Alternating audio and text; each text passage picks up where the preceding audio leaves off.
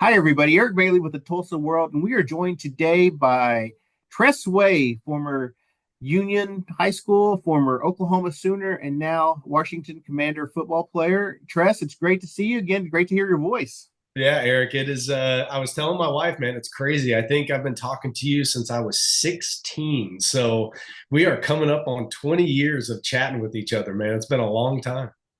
It's just been great following your career, Tress. 11 years in the NFL now, all pro.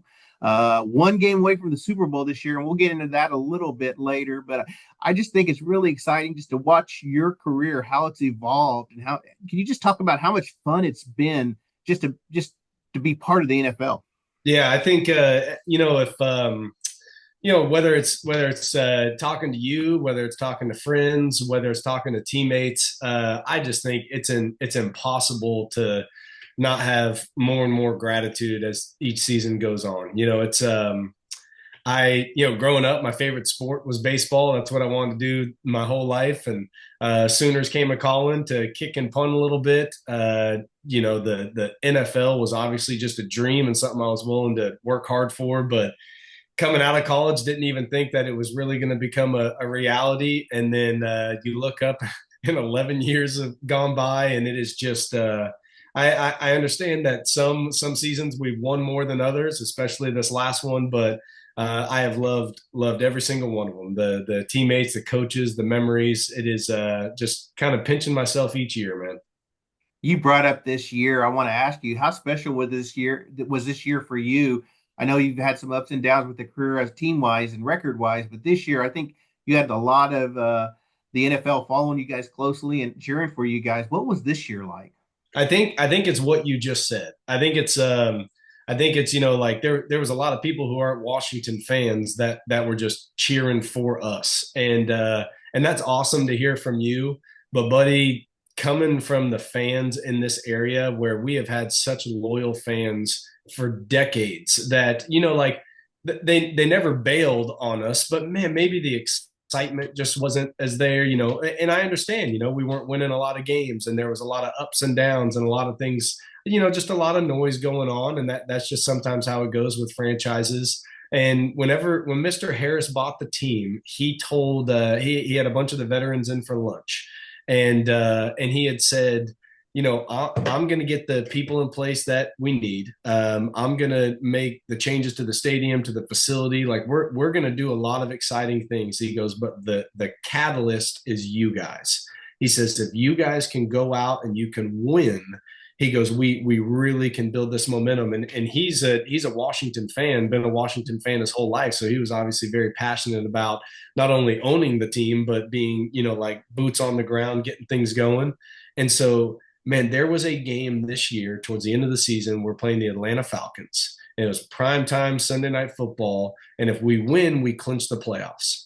And we are losing at halftime. And Eric, as we are running into the tunnel at halftime, our fans are like loudly cheering us on. I mean, like we're down a score, a field goal, something like that, and they are just jacked. And I mean, I'm getting chills thinking about it, where I have never seen that in my whole career here. And it was like this whole season, like Mr. Harris coming in and making awesome changes. He lands Adam Peters, the most sought after GM. We go get Dan Quinn, which I challenge you to find anybody better at leading like a group of dudes to just compete and fight and everything like that. And then we're having a great winning season. And I know it may be like a bold claim, but we really won the city back like this season. And we did a couple of interviews after we obviously lost the NFC Championship, and they were like, "Hey, what is it that you're looking forward to?" And I said, "I'm looking forward to the first home game next year." I mean, just I can't imagine what the fans are going to be feeling. Like I know what we're going to be feeling and what we're going to think, and so that was so special to be a part of the season that, if you will, kind of won the fan base back, and I'm honored to have been there for that. You mentioned this season. Can you take me through that last game? Everyone, Yeah. one game away from the Super Bowl. It's everyone's dream to play in the Super Bowl. How did it feel to be in that NFC Championship game, and how tough was it afterwards? Yeah, I for Tampa, Detroit, and Philadelphia, I can punt a football in my sleep. I've been punting for a long time. I think I'll be able to punt, like whenever I'm 50, 55, hanging out with the kids. They're like, "Hey dad, you think you still got it?" And I'll rip my hamstring off the bone. Like there's just so much muscle memory and like all the training, all the work, all that. And so when I tell you that it's the most nervous I've ever been, it's not like a doubt. Like you don't think you're going to go out there and just suck all of a sudden, but it's more of you feel the weight of every single play, like every possession, every, oh, do we flip the field here, like all of these different things, every field goal. It is so fun and it's so intense. And I think the biggest bummer of that NFC championship is for us, and now obviously we're selfish and biased, like us as our team, it feels more like a big what if, because we play like all season long. We were one of the best teams in the NFL at taking care of the ball, the turnover margin, like all the things like that. And when you're playing that great of a freaking team like Philly is, and I think they're either the top defense or top three defense in the NFL, like you got to be able to weather that storm. And we just hate that they got us on like not our best day and playing like our typical ball, but good teams make you do that. Good teams make you make mistakes and things like that. And so that's the only thing is a big what if of like, man, like that's unlike us to have all those turnovers. But Coach Quinn had probably the best quote you could tell a bunch of guys that are just sad and frustrated with how it went. He said, like, hey, we've had a lot of things this year, but the one thing that we didn't have until right now is scars. And so he said, now you guys have been to the NFC Championship, a game away from the Super Bowl, and you got cut off. Like somebody stopped you from moving on to that next stop. And he goes, and you guys will remember that. So when we go back, you're like, all right, yep, championship week. We remember this. And then it's kind of like charted waters, like you've been there before. So it was a tough finish to such a special year. And yeah, just really thankful to be a part of that this year. I have had the opportunity to talk to you a lot over the years since you were at high school at Union. We mentioned that. I want to ask you about your passing prowess. Another fake punt. Well, you told me a couple of years ago you had a better QBR than Tom Brady, and you Yeah. did nothing but improve that. How much fun was that, and how excited were you when they put that play in at that point? Yeah, yeah. One of my childhood best friends and teammate of mine at Union, Jonathan Amin, he still lives in Tulsa. He came out to Philadelphia with two of my best friends from college. A college teammate of mine, Ben Hayburn, who played center for us, and then one of my college best friends, Chad. So they come out, and we go to dinner the night before. I was like, "Hey guys, just a heads up, we have a fake punt pass that's like alerted during the game if we get a certain look for Philadelphia." And they're like, "Are you serious?" I was like, "Yeah." So like, and I told them what to look for, like if something happens. And so Brianna, she's at the game with our son Bo, and she goes, all of a sudden, right before the punt, Jonathan just stands up and goes, "Oh my god, oh my god!" And everybody's like, "Wait." And so, sure enough, it turns out to be the pass. And Jonathan had told Bree, he was just like, "Yeah, Tress told us what to look for. I thought it was about to happen." And he said they just erupted up there in the stands. But it was one of those where, especially at that point in the game, we were losing in the first quarter. We got some momentum going back, but Eric, when I tell you I saw Jeremy Reeves, our personal protector, who's one of my best friends on the team, when I saw him make the call and you're at Philly, they're screaming, they were spitting at me, like things like that. And I just thought, oh my God, I'm about to throw a pass right now. Here we go. And so I caught it. I kind of shuffled, saw the tight end get open, and I just put it on our Marcus Mariota after the game. He said, "Tress," he goes, "You dropped a pass right in between two defenders out there." And I go, "Marcus, I didn't know there was two defenders until you just told me right now." So I was like, I just saw the one guy and I tried to put it away from him. So it was definitely a special memory and a tough game, but it was something else to be a part of that. You're familiar with Philadelphia, of course. You haven't played Kansas City in a few years, but what are your thoughts on tomorrow's game or Sunday's game? Yeah. What's going to happen? What's your feel? Yeah, I think it is. I think man, obviously Philly knocked us off, and I hate that, and I love what Josh Allen said about losing to Kansas City or right before they played Kansas City is if you're going to be the champs, you got to beat the champs, and so somebody has to knock Kansas City off. They just have so much respect, and they do such a great job of just winning football games. I think Philly is very, very tough, but there is zero chance I am pulling for a divisional rival in a Super Bowl. So I got two teammates. I got Lane Johnson on the Eagles, and then James Winchester, my long snapper, when I was at Oklahoma. So we'll be pulling hard for Kansas City, but definitely pulling for a close game, and I think it will be a close game. I just tough to bet against Mahomes and Andy Reid. They just seem to find a way to win. You mentioned your personal protector on punts. You mentioned James Winchester. Washington has a real unique deep snapper, deep Yeah, snapper, holder, punter, kicker. A lot of yeah. ties to the state of Oklahoma. Yeah. What's the relationship with you in that group? Yeah.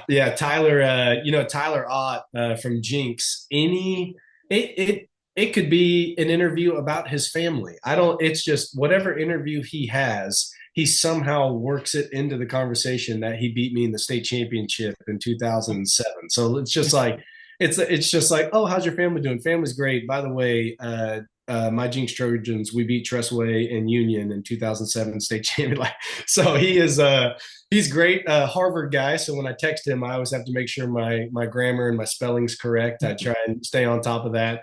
And then with Austin, man, Austin is I watched him play at Oklahoma obviously for a long time. He's just so incredibly talented, and obviously got hurt, which was such a bummer this year. And he was having such an incredible year, set the franchise record in a game and things like that. But it was really fun, looking all the different ties that we had there.